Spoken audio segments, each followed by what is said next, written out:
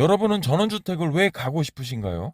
전원생활에 대한 막연한 희망과 기대를 가지시고 있으신 게 아닌가요?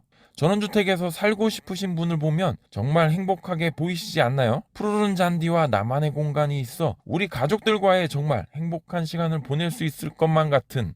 하지만 막상 가려니 여러 가지로 불안하시죠? 가고 싶기는 한데 혹시나 하는 두려움이 있으시다면 오늘 저희 경험담을 바탕으로 전원주택 가기 전에 고민해야 할 5가지에 대해서 여러분께 보다 구체적인 전원주택 고민거리에 대해서 말씀드리려고 합니다. 오늘 영상 보시면 전원주택에 있어서 여러분이 생각하셨던 것과 어떻게 다른지 이해하실 수 있으니 한 번쯤 꼭 진지하게 하나하나 생각해 보시기 바랍니다. 자, 오늘 방문한 곳은 저희가 전원주택을 살기 전에 분양을 받아볼까 했던 2개의 전원주택 단지입니다. 둘 다 당시에 인기가 많았던 단지이고요. 하나는 미국식으로 주택단지가 조성이 되어 있어서 여러 TV 프로그램에도 조명을 받았던 전원주택 단지이고요. 두 번째 이 단지는 모던하게 만들어진 타운하우스 단지였습니다. 느낌이 첫 번째랑 좀 다르죠? 그리고 마지막은 저희가 살아보았던 도시 외곽 지역의 저수지 근처에 전원주택 단지로 토지를 만들어 놓고 분양을 했던 곳이고 저희는 이곳에서 전세 2년을 살아보았습니다. 그런데 말입니다. 이 세 군데를 다시금 가보고 깜짝 놀랐습니다. 오늘 이야기할 첫 번째 내용인데요. 저희가 살았던 곳뿐만 아니라 당시 인기가 상당히 좋았던 첫 번째, 두 번째 단지 역시 아직까지 빈집이 있었고 심지어는 집도 지어지지 않은 공터 역시도 많았습니다. 여기서 꼭 이 점을 확인하셔야 합니다. 전원주택은 들어갈 때는 내가 돈 내고 마음대로 들어가지만 나갈 때는 결코 이게 쉽지 않다는 것입니다. 여기서 평생을 살 것이다 라고 생각하면 상관없지만요. 남은 여생을 이곳에서 마무리한다. 이렇게 생각하고 전원주택을 들어가는 사람은 없을 것 같은데요. 특히 노년이 되면 병원이라든지 생활 편의시설 접근성이 좋은 곳을 주거지로 선택하는 것이 좋은데요. 따라서 전원주택은 들어갈 때는 모르겠지만 탈출 계획까지도 생각을 하시고 들어오시라 말씀드리고 싶습니다. 에이, 단지형 전원주택의 경우 매도가 쉽지 않나? 이렇게 물어보시는 분들이 있으실 텐데요. 그렇지 않습니다. 전원주택 단지를 보시면 유독 경매가 많습니다. 여러 가지 이유가 있기도 하겠지만 이게 이렇게 경매가 한두 개의 물건만 나와 있다고 하더라도 왠지 이 주택을 사기가 꺼려지기도 하고요. 아니면 낙찰가가 시세로 자리 잡을 수 있기 때문에 내가 생각하는 금액을 받고 매도하기가 생각보다 쉽지 않습니다. 그만큼 시간이 오래 걸릴 수 있다는 거 꼭 명심하셔야 합니다.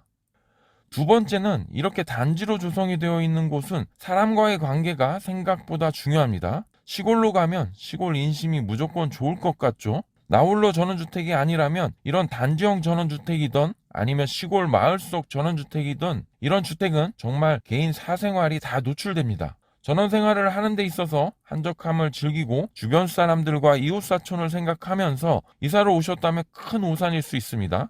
물론 그렇게 지내시는 분들 있으시겠죠?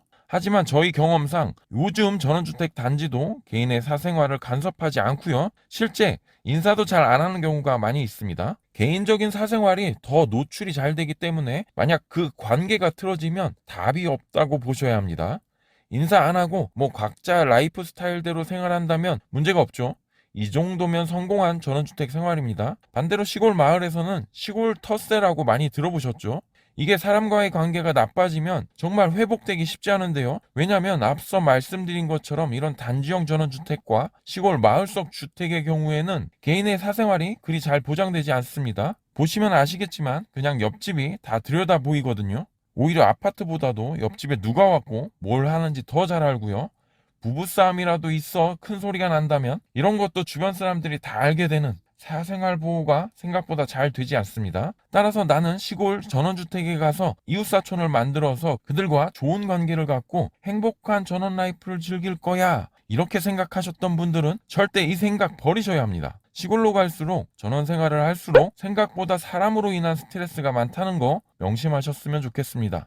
세 번째는 전원주택에서 사시려고 한다면 정말 부지런하셔야 합니다. 펜션에 갔을 때 와 하면서 나는 이런 한적하고 여유 있는 곳에서 살고 싶다고 생각하셨던 분들 많이 있으실 겁니다. 아니면 주변을 둘러보다가 정말 잘 가꿔진 전원주택을 보면 이런 곳에서 살면 행복하겠다 싶었던 분들, 이거 그 펜션 주인과 집주인은 그 집의 컨디션을 유지하기 위해서 정말 힘들게 일하고 가꾸고 있다는 거 꼭 아셔야 합니다.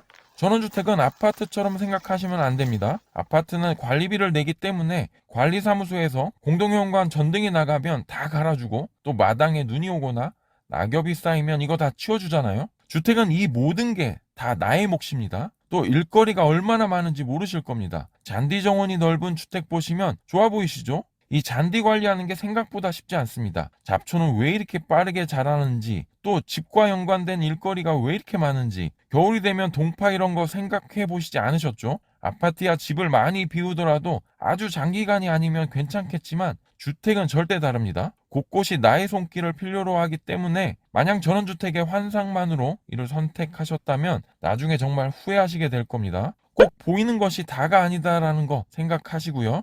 그리고 네 번째는 추위와 더위입니다. 전원주택에 살면 특히 봄, 가을에 날씨가 좋은 날일 때면 앞마당에서 화초도 키우면서 지인들과 바베큐 파티라도 한다면 너무나도 행복하겠다 싶잖아요. 그런데 생각보다 이 좋은 계절이 길지가 않습니다. 우리나라에서 봄, 가을 이 좋은 날씨가 얼마나 될 것 같으세요? 봄 한 달, 가을 한 달 이 정도? 바로 더워지고 바로 추워지는 게 요즘 날씨인 것 같은데요. 전원주택에서 이 좋은 계절을 즐길 수 있는 시간이 생각보다 길지 않더라고요. 오히려 추운 겨울과 무더운 여름은 더 힘들 수 있다는 거 생각하셔야 합니다. 아파트 살 때도 겨울에 추워서 난방비 아끼면서 사시는 분들 많이 있습니다. 특히 오래된 아파트일수록 단열이 안 돼서 춥게들 사시는 분들이 있고요. 여름에는 에어컨에 의존해서 생활할 수밖에 없는 게 요즘 날씨인 것 같은데요. 주택의 경우는 난방비가 장난 아닙니다. 물론 도시가스가 들어오는 곳이라면 그나마 괜찮겠지만 또 단열 시공이 잘 되어 있는 주택이라면 그나마 다행입니다. 어찌되었던 간에 아파트랑 비교하면 난방비는 물론 냉방 비용도 훨씬 많이 들어갑니다. 특히 추운 겨울은 아파트처럼 살면 난방비 폭탄을 맞을 수 있다는 거 꼭 생각하셔야 합니다. 여름에도 정말 덥습니다. 따라서 만약 봄, 가을에 이런 전원주택이 좋아 보여서 살아보고 싶다고 생각하셨던 분들은 좋은 펜션을 봄, 가을에 그냥 마음껏 즐기시는 게 여러 가지로 현명한 선택이라는 거 말씀드릴 수 있고요. 그냥 비싼 펜션에서 돈 아끼지 말고 여행을 다니시는 게 훨씬 이득입니다. 그리고 마지막 다섯 번째는 외로움과 우울증입니다. 전원주택에 살면 행복해 보일 거라 생각했지만 막상 들어오게 되면 많은 사람들이 외로움을 느끼는 경우가 많습니다. 특히 전업주부들의 경우 많이들 그런데요.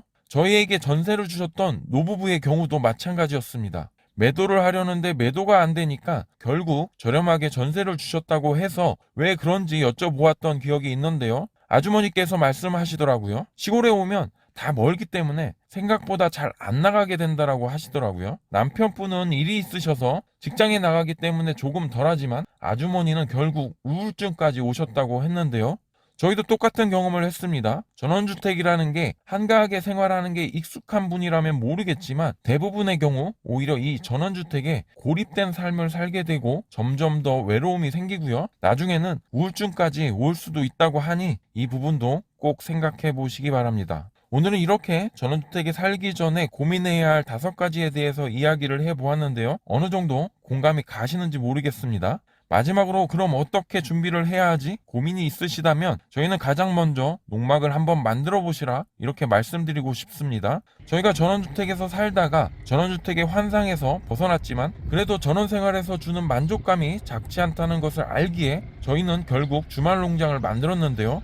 어떻게 보면 전원주택에서 농막 이렇게 반대로 했지만 농막을 놓고 주말 농장을 운영해 보니 이제는 전원주택에 가도 잘 할 거라는 자신감이 없지 않아 생깁니다. 다만 아직은 도시에서 5일, 시골 농막에서 이틀 이렇게 5도2촌의 라이프가 현재까지 너무나도 만족하기 때문에 전원주택을 갈 필요가 없기는 하지만요. 그래도 앞서 말씀드린 5가지 고충을 어느 정도 이해하고 있기 때문에 나중에 기회가 된다면 한 번쯤 다시금 전원주택도 생각해보지 않을까 생각되기도 합니다.